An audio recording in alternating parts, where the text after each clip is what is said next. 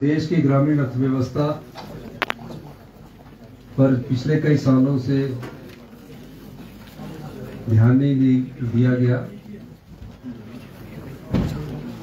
जो हमारे प्रदेश में कृषि पर आधारित 69% के करीब अपना जीवन यापन निर्वाह करते हैं, वो कृषि से विमुख हो रहे हैं। हमने प्रयास किया है कि अगर आत्मनिर्भर हिमाचल को बनाना है तो समाज के सभी वर्गों का उत्थान किया जाना सुनिश्चित करना पड़ेगा। समाज का एक वर्ग संसाधन से भरा पड़ा हो और दूसरे वर्ग की कोई पूछ ना हो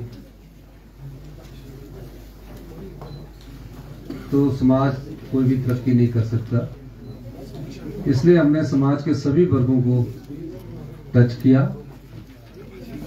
और अपनी अर्थव्यवस्था मजबूत करने के लिए नियमों में परिवर्तन किया, अर्थव्यवस्था में कानूनों में परिवर्तन किया और एक मजबूत अर्थव्यवस्था की नींव हमने रखी है।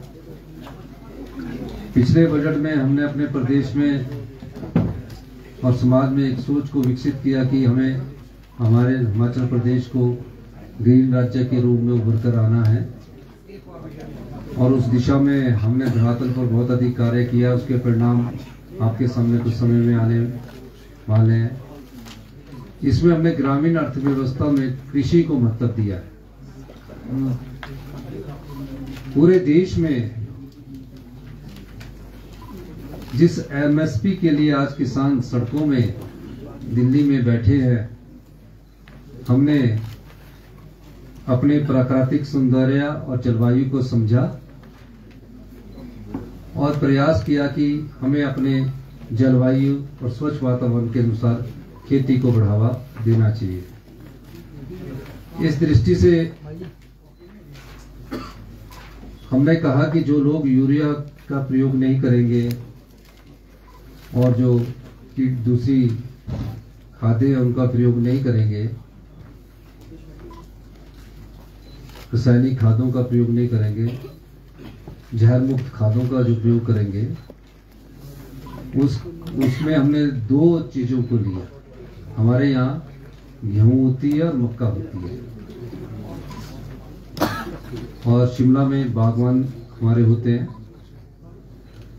और हमने गेहूं का पहली बार प्रदेश के इतिहास में 40 रुपया मिनिमम सपोर्ट प्राइस को घोषित किया है गेहूं की, और मक्का के गेहूं के भी मिनिमम सपोर्ट प्राइस को 30 रुपये घोषित किया गया। अब कृषि किस चीज से होती है, क्योंकि 90% हमारी जनसंख्या गांव में रहती है, तो हमने देखा कि कृषि का एक अंग पशुपालन भी है और किस प्रकार प्राकृतिक खेती में जाना है तो उसके लिए गोबर की जरूरत होती है। हमारी सरकार को अभी 14 महीने हुए हैं और 14 महीने में हमने गाय के दूध में 13 रुपए की वृद्धि की, 32 रुपए से बढ़ाकर इसी वर्ष हमने उसको, जो हम गाय का दूध होगा उसको 45 रुपए खरीदेंगे। मिनिमम सपोर्ट प्राइस गाय का दूध का 45 रुपए प्रति केजी कर दिया है और भैंस के दूध में हमने 23 रुपए की वृद्धि की और 55 रुपए मिनिमम सपोर्ट प्राइस कर दिया है। हमने ये पैसा जो हम दुग्ध उत्पादक और किसान को दे रहे हैं, अपनी एक्साइज पॉलिसी में परिवर्तन किया। वो एक्साइज पॉलिसी थी कि जब हमारी शराब के ठेकों की नीलामी होती थी, शराब के ठेकों की नीलामी से हमें रिन्यू कर दिया जाता था। एक समय के लिए तो रिन्यू ठीक होता है, लेकिन कंटिन्यूटी में 3-4 साल के लिए रिन्यू कर दिया गया और उससे आय कम होती थी। हमने उसको ऑक्शन किया, जो रिन्यू करके 130-40 करोड़ रुपए की आय होती थी, जब हमने ऑक्शन किया तो 40% की उसमें वृद्धि दर्ज की गई और 140 करोड़ से वो 359 करोड़ रुपया हो गया, 359 करोड़ रुपया हो गई। और हमने देखा कि हमने उस पर 10 रुपए का मिल्क सेस लगाया। पिछली सरकारें कभी हिम्मत नहीं कर पाई कि कोई सेस लगाया जाए, कोई वो लगाया जाए, पर हमने किसान और दुग्ध उत्पादक के लिए सेस लगाया और हमें अनुमानित है कि 116 करोड़ रुपया हमें 31 मार्च तक मिल जाएगा, जिसमें से 85 करोड़ रुपया आ चुका है। अब ये पैसा उनका है और इस तरह हम कृषि आधारित ग्रामीण अर्थव्यवस्था को मजबूत करने के लिए आगे बढ़ेंगे। दूसरा इसका परिणाम, अभी हम इसको लागू 1 मार्च 2024 से ही कर रहे हैं। फिर ग्रामीण अर्थव्यवस्था कैसे आगे बढ़े, हमने पूरा स्टडी किया, पूरा अध्ययन किया। हम 14 लाख घंटे 14 लाख घंटे मनरेगा के तहत हमारे यहाँ लोग काम करते हैं, मनरेगा की मजदूरी करते हैं। 100 दिन का रोजगार प्राप्त होता है, घंटों में वो पूरा करना। अब 100 दिन के लोगों में हर दिन रोजगार महिलाएं अधिकतर करती हैं। पूरे प्रदेश में मनरेगा का जो बजट भारत सरकार से आता है, उस पर हम टॉप अप पिछले साल हमने 16 रुपए का दिया। मैंने सोचा कि अगर अर्थव्यवस्था को हम सीधे और तेजी से आगे बढ़ना है और 2027 तक हिमाचल को आत्मनिर्भर बनाना है और 2032 तक हिंदुस्तान का सबसे समृद्धशाली और अमीर राज्य बनाना है, तो हमें इस पर जरूर फोकस करना पड़ेगा। और पहली बार 60 रुपए की बढ़ोतरी कर दी गई। 60 रुपीज की बढ़ोतरी कभी नहीं हुई। अब गांव के जो मजदूर हैं, किसान हैं, उनको इसका बेनिफिट मिलना शुरू हो जाएगा। जब उनके हाथ में पैसा आएगा, उनकी क्रय शक्ति बढ़ेगी, तो वो अपने जीवन यापन को भी अच्छे से जी सकते हैं, जीवन यापन अच्छे से कर सकते हैं। 250 लाख मंडीज है, 250 लाख मंडी। फिर हमने ये पाया कि पिछली बार हमने चिल्ड्रन ऑफ द स्टेट, जो अनाथ बच्चे थे, समाज का एक वर्ग था, मेरे पास कभी नहीं आया कि हमारे को ये दे दीजिए, लेकिन एक रिस्पॉन्सिव गवर्नमेंट की ये ड्यूटी होती है कि समाज का कोई भी अंतिम व्यक्ति उससे, जो समाज की कल्याणकारी योजनाएं हैं, उससे पीछे ना रहे।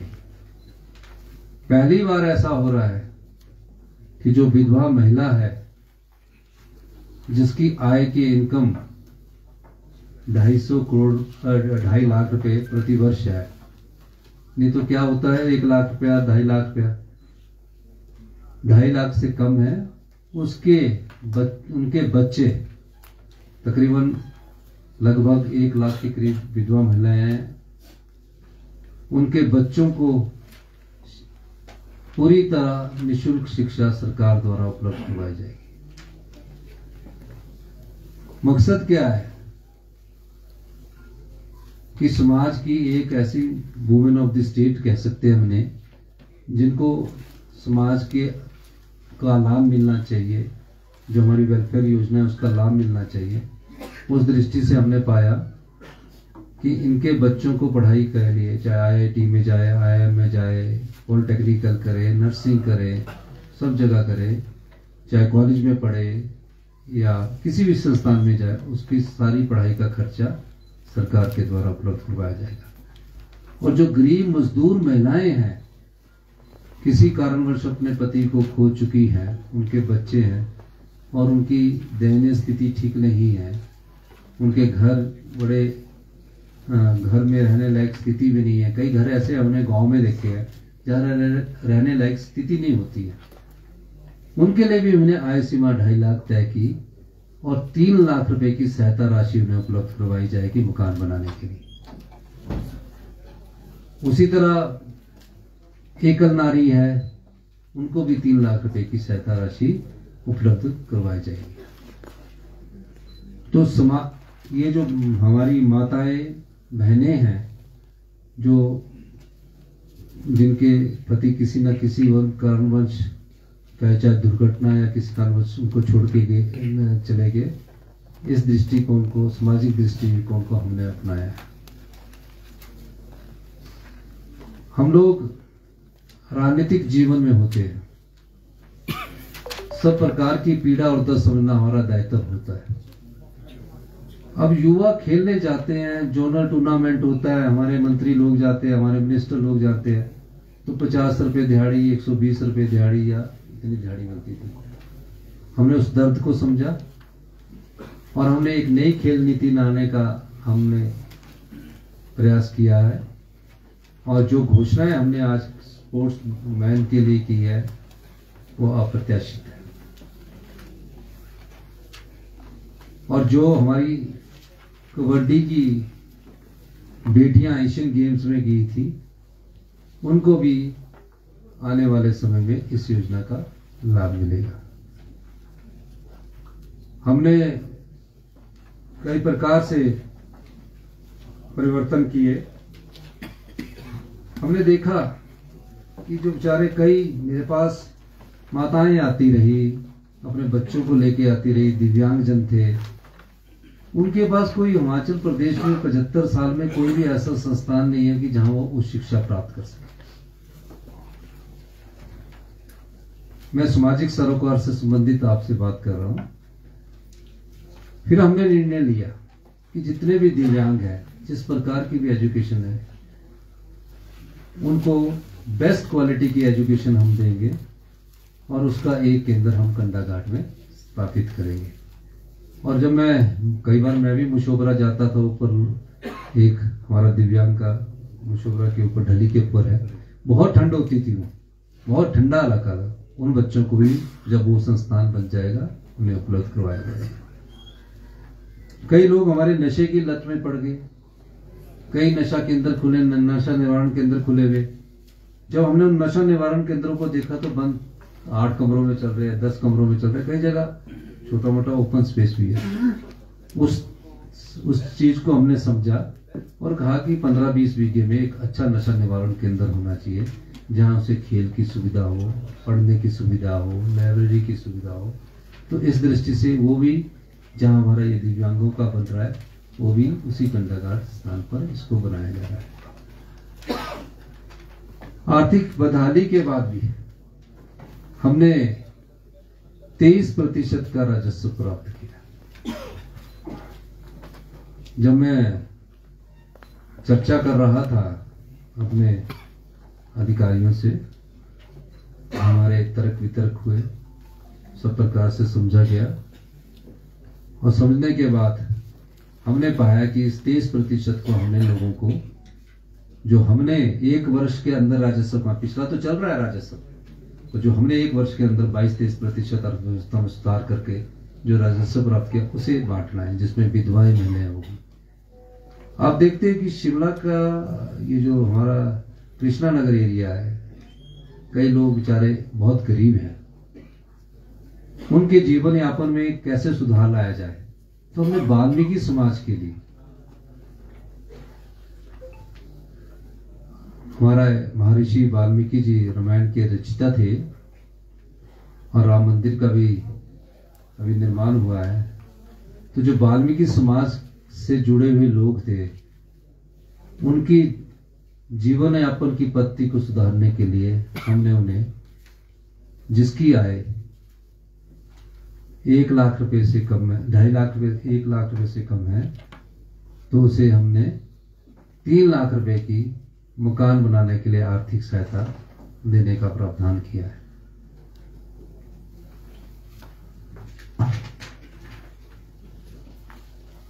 हमारा प्रयास है कि हम आत्मनिर्भर हिमाचल का निर्माण करें। कुछ बिंदुओं को हमने चुना, उसमें आत्मनिर्भर हिमाचल, समृद्ध किसान हिमाचल, हरित और स्वच्छ हिमाचल, बिजली राज्य हिमाचल, पर्यटन राज्य हिमाचल, कुशल और दक्ष हिमाचल, स्वस्थ एवं शिक्षित हिमाचल, निवेशक मित्र हिमाचल, नशा मुक्त हिमाचल, अवैध खनन मुक्त हिमाचल, समृद्ध और संपन्न हिमाचल। इसी परिकल्पना को ध्यान में रखकर हमने इस बजट की स्वरूप को तैयार किया है और आने वाले आप समय में देखेंगे, क्योंकि पहले तो एक सोच को समाज के बीच में डालना पड़ता है। हमने जब इलेक्ट्रिकल टैक्सी की घोषणा की थी तो कई लोग इलेक्ट्रिकल टैक्सी के बारे में बात भी नहीं करते थे, और मैंने उस दिन से इलेक्ट्रिकल टैक्सी में आना शुरू किया और मैं शिमला में इलेक्ट्रिकल ही टैक्सी में जाता हूँ आता हूँ, आपने देखा होगा। आज हमने जब उसके टेंडर निकाला कि टैक्सी के लिए अप्लाई करें तो 1300 लोगों ने उसमें एप्लीकेशन फाइल की। अब जब 1300 लोगों में से हम 100 इलेक्ट्रिकल परमिट देंगे तो जब इलेक्ट्रिकल चार्जिंग स्टेशन का इंफ्रास्ट्रक्चर डेवलप हो तब हम उनको परमिट देने जा रहे हैं, जो कि इसी महीने या अगले महीने उनको उपलब्ध करवा दिए जाएंगे। उसी तरह हम समाज में किसान आधारित अर्थव्यवस्था को भी मजबूत करना चाहते हैं। इस दिशा से हमारी सरकार ने कार्य किया और आत्मनिर्भर बनने के लिए हमारे पास चीजें क्या है। हमारे पास सबसे बड़ी चीज थी पानी। अगर पानी रॉ मटेरियल है तो हमारे हाइड्रो पावर प्रोजेक्ट से हमें उसका फायदा मिलना चाहिए था। हमने इस बजट के माध्यम से आपको ये बताने की कोशिश की है कि हमें जो बिजली प्रोजेक्ट है उसकी फी रॉयल्टी कुछ उस समय के अनुसार नीतियां होगी जिसमें कुछ बदलाव करने की जरूरत है अगर हम आत्मनिर्भर हिमाचल बनाना चाहते हैं। लेकिन दूसरी तरफ हमें सोलर की तरफ भी जाना पड़ेगा और 3 महीने में हिमाचल प्रदेश का सबसे बड़ा सोलर पावर प्रोजेक्ट 32 मेगावाट का, जिसका कि शिलान्यास मैंने दिसंबर में किया, 31 मार्च को पूरा होने जा रहा है। अब हमने पूरा जब इकोनॉमिक को कैलकुलेट किया कि हमारे जो लोग हैं वो हम बिजली सरप्लस राज्य के रूप में तो घोषित हो गए, लेकिन अक्टूबर से मार्च में आपको पता होगा कि हम 7 रुपए पर यूनिट बिजली खरीदते हैं, 7 रुपए पर यूनिट।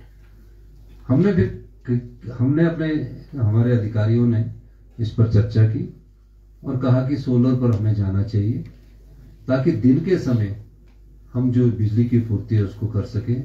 इस वर्ष के अंत तक 200 मेगावाट के सोलर पावर प्रोजेक्ट लग के पूर्ण हो जाएंगे और इकोनॉमिकली भी हमारे को बिजली बोर्ड को भी इससे मजबूती मिलेगी। हम थोड़ी गति को और तेज गति से करना चाहते हैं, लेकिन कुछ अड़चने हैं। भविष्य में और बड़े बदलाव की जरूरत है आत्मनिर्भर हिमाचल प्रदेश के लिए। सभी सरकारी कर्मचारी, अधिकारी, प्रेस के बंधु, युवा, सबकी समस्याओं डिफरेंट प्रकार की है, पर हम उसको समझते हैं और उसको दूर करने की हम कोशिश कर रहे हैं। हमने एक चीज कही है कि हमें जो भारत सरकार से लेने हैं, अगर वो पैसा ही हमें अपने मिल जाए तो जो हमारे लोन का कर्जा हिमाचल के प्रदेशवासियों पर चढ़ा हुआ है, प्रत्येक व्यक्ति पर 1,02,000 रुपए का कर्जा 75 लाख की जनसंख्या पर चढ़ा हुआ है, तो उस 22,000 करोड़ रुपया अगर हमें वो मिलता है, जिसमें कि हमें भारतीय जनता पार्टी का सहयोग चाहिए और भारतीय जनता पार्टी के अगर नेता चाहेंगे तो मैं कह सकता हूं कि एकदम ये पैसा हमें मिल सकता है। इसमें सरकारी कर्मचारियों का एनपीएस का है, हमारा पीडीएनए का 9,000 करोड़ रुपया है, हमारा बीबीएमबी का 4,500 आंकड़े इसके लगभग हो सकते हैं रुपया है। ये सब चीजें अगर हमें मिल जाती समय के अनुसार तो हमारी अर्थव्यवस्था और मजबूत होती। शिक्षा के स्तर में भी हम महत्वपूर्ण बदलाव करने जा रहे हैं। पहली बार 40 वर्षों में शिक्षा नीति में व्यापक सुधार हम कर रहे हैं। उसके बारे में हमने पूरा ये जो बजट था पूरा डिटेल में इसलिए दिया कि आने वाले समय में हम इस दिशा में अगले 4 साल तक बढ़ते रहेंगे। ये 1 साल के लिए नहीं है, इसकी कल्पना हमें आगे बढ़ते रहेंगे। और जो हमने गारंटियां पूरी की है, पहली गारंटी हम लाहौल स्पीति डिस्ट्रिक्ट से 25 तारीख को पूरा करने जा रहे हैं। उसके बाद जैसे जैसे हमारे संसाधन बढ़ेंगे, हमारी आर्थिकी मजबूत होगी, पूरे प्रदेश में जो हमने वादा किया उसको पूरा करेंगे। हमारी सरकार पारदर्शिता में विश्वास रखती है, ट्रांसपेरेंसी में बहुत विश्वास रखती है, मॉरलिटी में विश्वास रखती है, ऑनेस्टी में विश्वास करती है।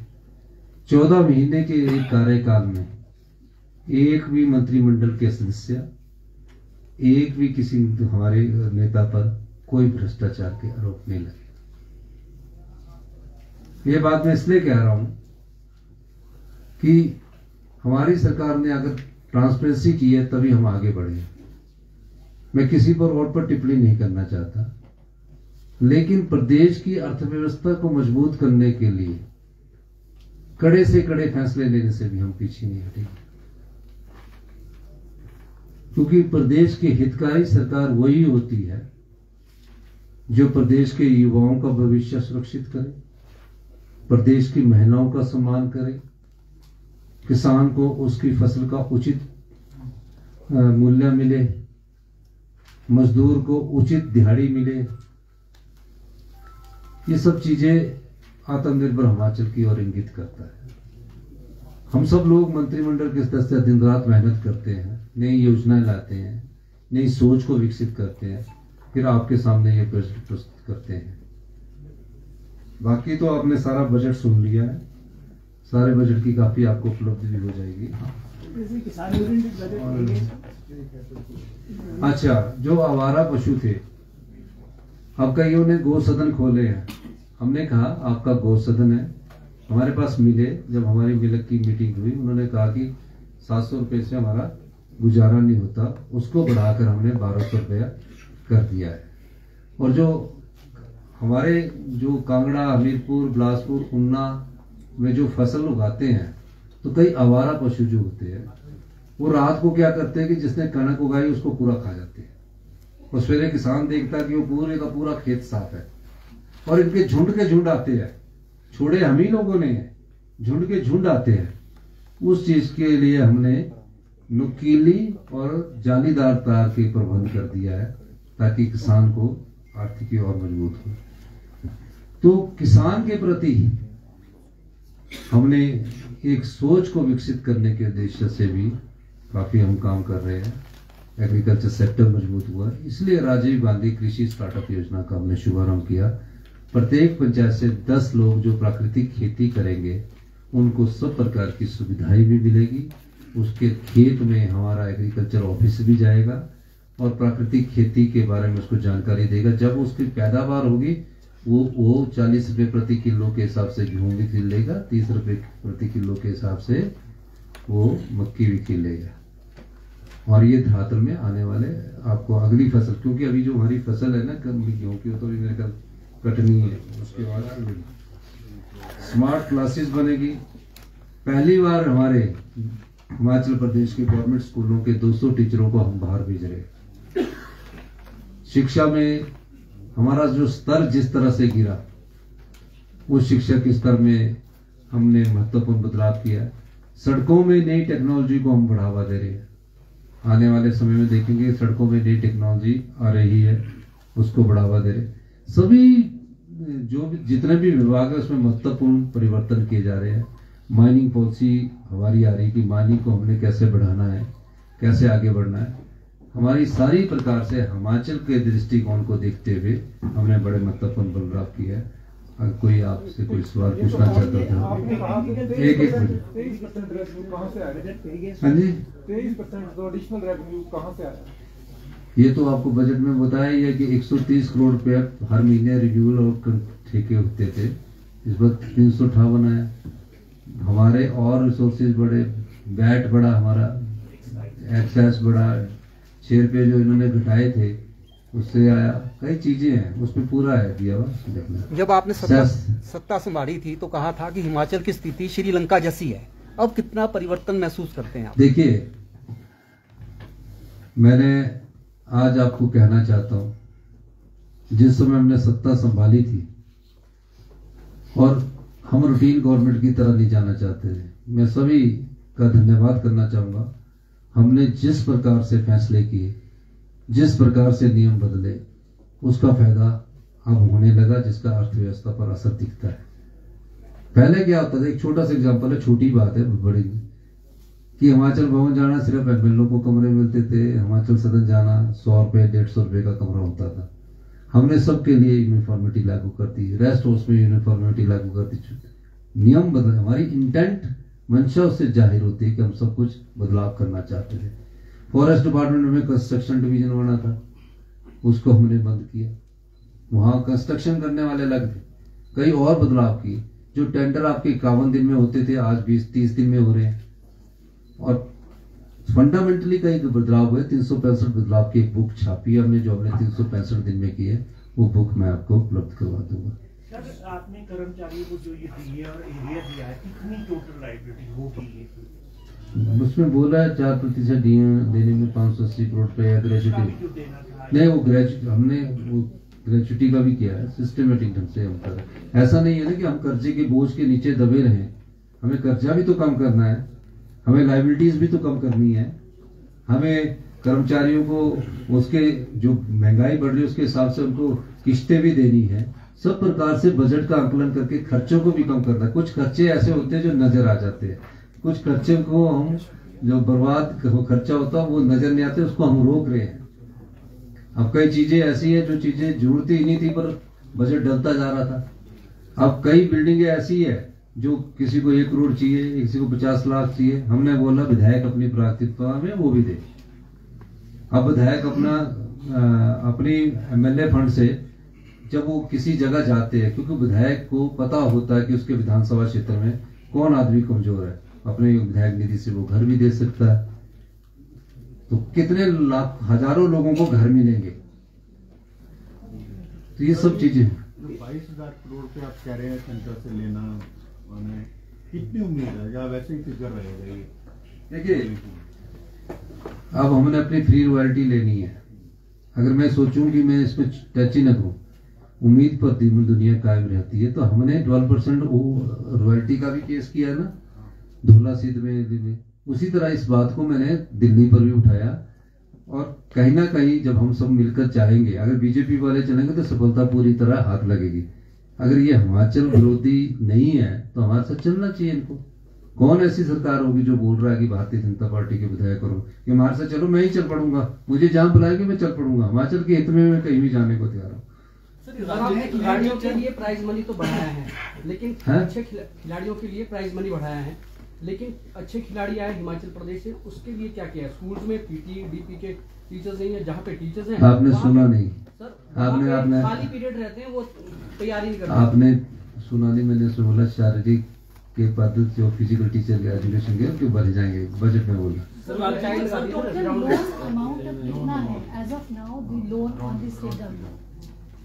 लिखो 87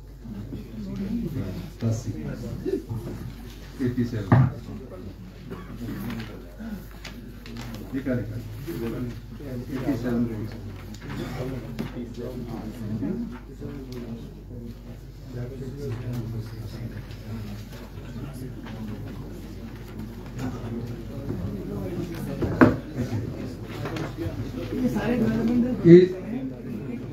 ये 2024 के अंत दिसंबर तक 87,000 करोड़ होने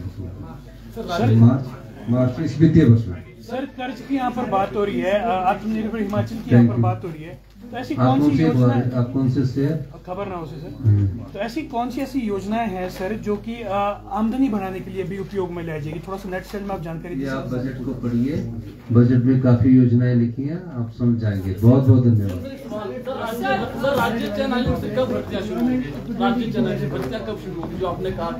राज्य चयन आयोग की भर्तियां इस महीने के अंत में शुरू हो जाएगी एडवर्टाइजमेंट। सर दो छोटे छोटे सवाल एडवर्टाइजमेंट हो जाएगी पोस्टों पर। सर दो छोटे छोटे सवाल है। धन्यवाद। सर हमने तो रोजगार पैदा 1 लाख रोजगार पैदा किए, 1 लाख रोजगार पैदा होंगे। सरकार उसी क्षेत्र में रोजगार नहीं। धन्यवाद।